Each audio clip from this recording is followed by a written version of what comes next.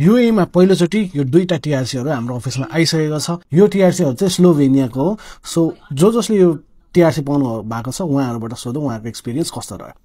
एकदम खुसी लागिरहेछ। Like one of the trustworthy ओजो जब्स सबैलाई रिकमेन्ड गर्न चाहन्छु। जस्तै तपाई अबुधाबीमा हुनुहुन्न, सिटी बाहिर हुनुहुन्छ, अलाइन दुबई अनलाइन कन्ट्याक्ट गरेर नि तपाईहरुले ओजो जब्सबाट एप्लाई गर्न सक्नुहुन्छ।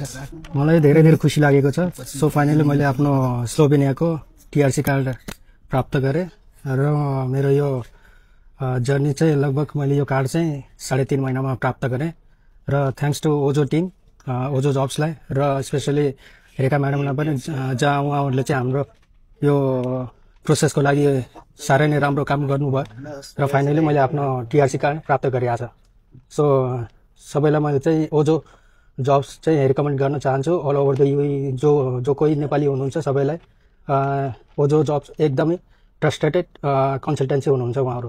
थ्याङ्क यू सो मच र फेरि पनि तपाईलाई बधाई छ। तपाईहरु दुईजनालाई बधाई छ।